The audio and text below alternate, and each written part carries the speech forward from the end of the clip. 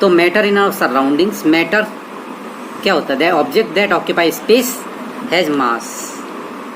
Potassium permanganate हम 100 ml एक beaker में लेते हैं और उस 100 ml के अंदर 1 टीस्पून पोटेशियम परमैंगनेट डाल देते हैं, इंक भी डाल सकते हैं, वो उसमें डिजॉल्व हो जाएगी।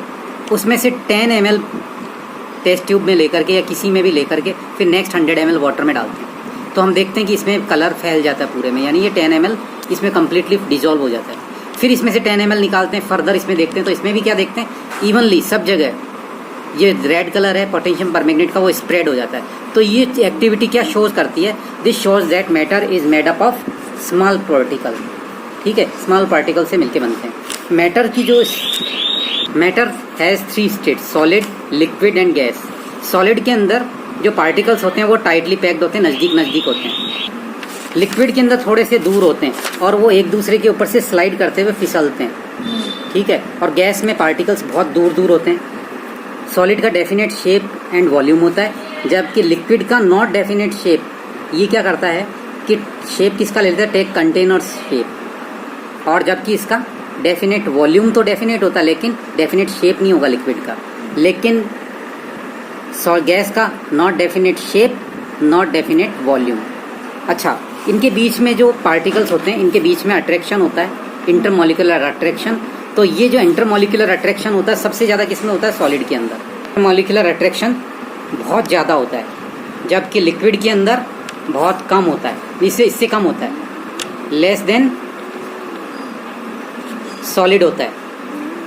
और इसमें सबसे लेस, ठीक है, लीस्ट मॉलिक्यूलर अट्रैक्शन होता है, इंटरमॉलिक्यूलर अट्रैक्शन वेरी लीस्ट। ठीक है, ये सबसे कम होता है इसमें, किसमें? गैस में। ये जो आइस है, हम इसके नीचे बर्नर लगा देते हैं, इसकी फ्लेम जा रही है, आइस इसमें मेल्ट हो रहा है, तो इसमें हम थर्मामीटर लगा के देखते हैं तो ये जब तक मेल्ट नहीं होता पूरा तब तक इसका टेम्परेचर 0 डिग्री ही रहता है। तो ये जो हीट है वो जा कहाँ रही है? हीट कहाँ जा रही है? ये जा रही है the amount of heat energy that is required to change 1 kg of solid into liquid at atmospheric pressure.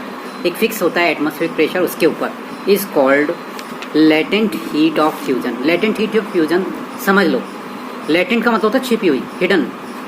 तो ये हीट मतलब इसमें जो कंटिन्यू हम फ्लेम दे रहे हैं, एनर्जी दे रहे हैं, लेकिन इसमें 0 डिग्री सेंटीग्रेड आ रहा है या 273 डिग्री केल्विन आ रहा है। केल्विन और डिग्री सेंटीग्रेड दो मेजरमेंट करने के तरीके होते हैं। इनका मतलब भी 0 डिग्री सेंटीग्रेड ही है, लेकिन ये मेजर इंस्ट्रूमेंट अलग, जैसे इंच और सेंटीमीटर अलग अलग इंस्ट्रूमेंट है मेजरमेंट के, दो अलग अलग वो हैं मेजरमेंट करने की स्केल। इसी तरीके से 0 डिग्री और केल्विन, सेंटीग्रेड और केल्विन दो अलग अलग स्केल है। तो 0 डिग्री सेंटीग्रेड और 273 डिग्री केल्विन, इसके ऊपर ये टेम्परेचर फिक्स रहता है जब तक कि पूरी आइस मेल्ट नहीं हो जाए।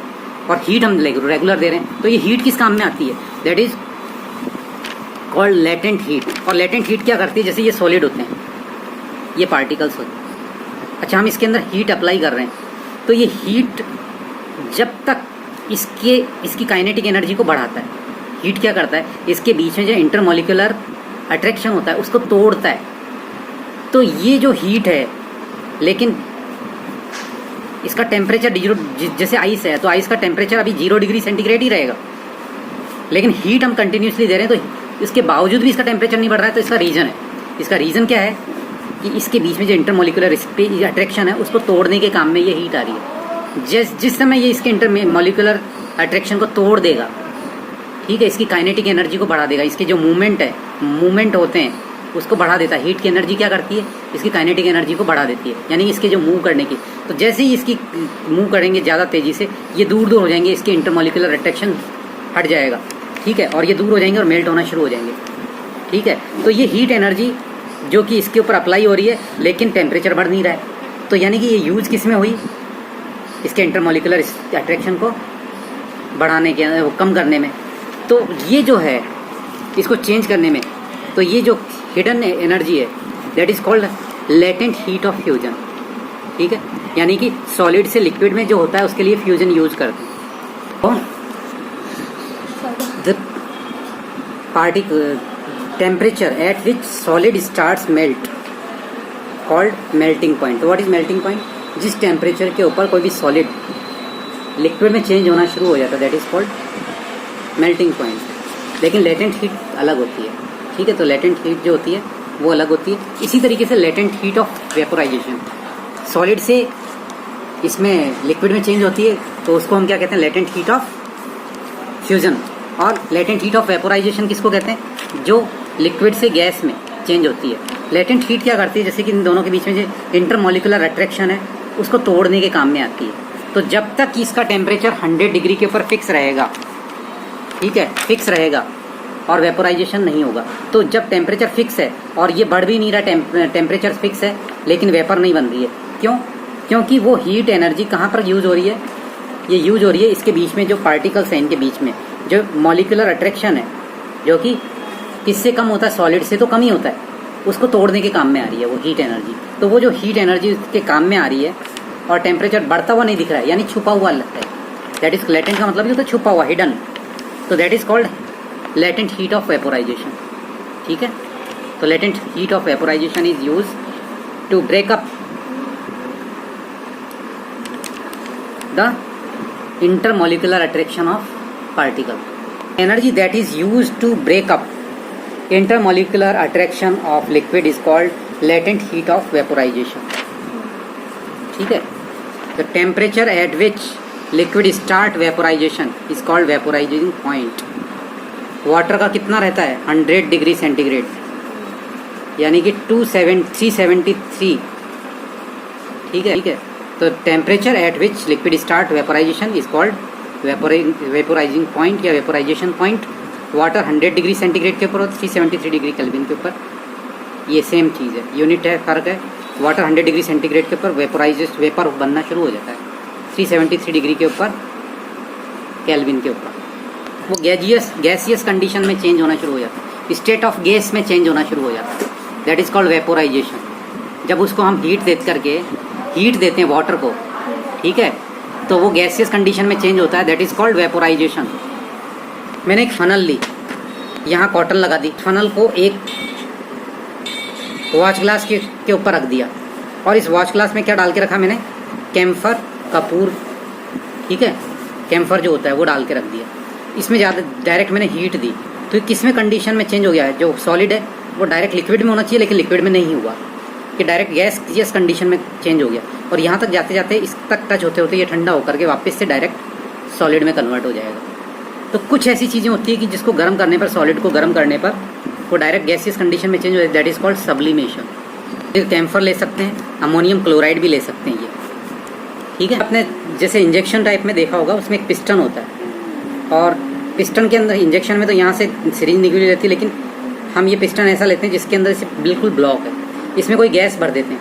अब पिस्टन को जैसे जैसे हम प्रेशराइज करेंगे तो इसके पार्टिकल्स क्या आएंगे, नज़दीक आ जाते जाएंगे। जब नज़दीक आएंगे तो ये पहले किस में चेंज होंगे, प्रेशर से ये लिक्विड में कन्वर्ट हो जाएंगे। लेकिन और ज़्यादा प्रेशर देने लग गए तो ये किस में कन्वर्ट हो सकते हैं, सॉलिड में। और टेम्परेचर कम करते जाएंगे तो ये हेल्प करता है इसको, ठीक है। इसका एग्जाम्पल लेते हैं सॉलिड कार्बन डाइऑक्साइड का। सॉलिड कार्बन डाइऑक्साइड कैसे बनती है, कार्बन डाइऑक्साइड गैस होती है, उसको क्या करते हैं, प्रेशर देते हैं। प्रेशर देने से पहले ये लिक्विड में चेंज होती है, फिर इसको और प्रेशर देते हैं तो ये सॉलिड में चेंज हो जाती है, और इसका टेम्परेचर कम करते हैं तो ये उसको हम क्या बोलते हैं, जब सॉलिड हो जाती है कार्बन डाइऑक्साइड, तो सॉलिड कार्बन डाइऑक्साइड जो होती है इस तरीके से कॉल्ड ड्राई आइस, ठंडी होती है बहुत ज़्यादा, ठीक है। ये सॉलिड है, सॉलिड को हमने हीट अप्लाई की तो ये किस में कन्वर्ट हुआ, लिक्विड के अंदर, ठीक है। इस लिक्विड में कन्वर्ट होने को हम क्या कहते हैं, फ्यूजन। और अगर लिक्विड को हमने ठंडा किया, इसको हम कंडेंसेशन, सॉलिडिफिकेशन कहते हैं। क्या कहते हैं, सॉलिडिफिकेशन, SOLIDIFICATION, सॉलिडिफिकेशन। ये अब लिक्विड को मैंने क्या किया, इधर से मैंने फिर हीट अप्लाई करी, ठीक है, तो ये किस में कन्वर्ट हो गया, वेपोराइजेशन, गैस में। तो इसमें गैस में कन्वर्ट होने को हम क्या कहेंगे, वेपोराइजेशन, ठीक है। और अगर मैंने गैस को फिर ठंडा किया तो इसको क्या बोलेंगे, कंडेंसेशन। इसकी स्पेलिंग देखिए, सॉलिड है, सॉलिड से लिक्विड में कन्वर्ट हो रहा है, इसको हम क्या कहते हैं, फ्यूजन। लेकिन लिक्विड को हम ठंडा करते हैं, दैट इज कॉल्ड सॉलिडिफिकेशन। और लिक्विड को फिर टेम्परेचर अप्लाई कर दिया तो हम इसको क्या कहेंगे, वेपोराइजेशन। और गैस जो गैस में कन्वर्ट हो रही है, लिक्विड से गैस में कन्वर्ट होने को हम कहेंगे वेपोराइजेशन। और गैस को फिर ठंडा किया तो एक इसमें इसको क्या प्रोसेस को क्या कहते हैं, कंडेंसेशन।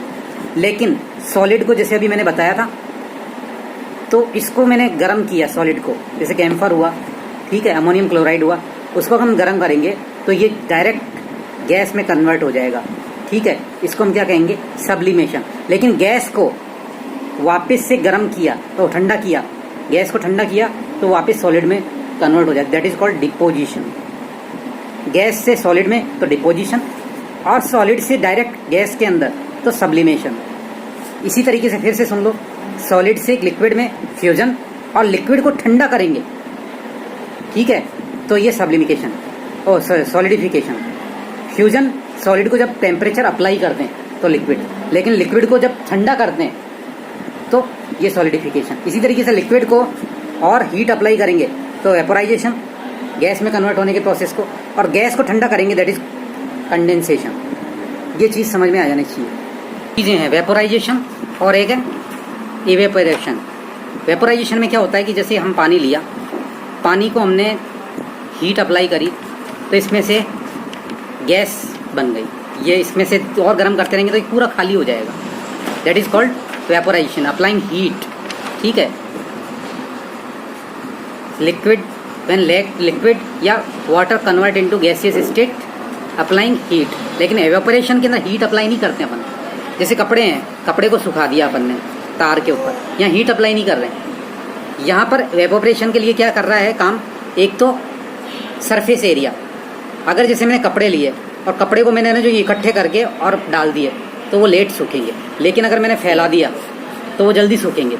तो ये किसके कारण, सरफेस एरिया डिपेंड किस पे करता है, सरफेस एरिया के ऊपर। ये गीला है, उसको फैला दिया तो जल्दी सूख जाएगा। मैंने यूँ कर दिया सबको यूँ गोल गोल, तो वो नहीं सूखेगा जल्दी। दूसरी विंड स्पीड, अगर तेज हवा चल रही है तो जल्दी सूखेगा। यानी एवेपोरेशन की जो स्टेट है, एवेपोरेशन में क्या होता है, वो का वही वाटर गैसियस कंडीशन में चेंज होता है, लेकिन टेम्परेचर नहीं अप्लाई करते हैं। जबकि वेपोराइजेशन के अंदर हम टेम्परेचर अप्लाई करते हैं, इसमें टेम्परेचर अप्लाई नहीं करते हैं, ठीक है। और इसकी स्पीड किस पे डिपेंड करती है, डिपेंड करती है कि हवा कितनी चल रही है, सरफेस एरिया हमने कितना फैला रखा है, ठीक है, और एटमॉस्फेयर का टेम्परेचर कितना है। गर्मी में जल्दी कपड़े सूखते हैं, सर्दी में धीरे धीरे सूखते हैं। यानी एवेपोरेशन की जो स्थिति है वो temperature, surface area, wind speed, इन तीनों पे डिपेंड करती है।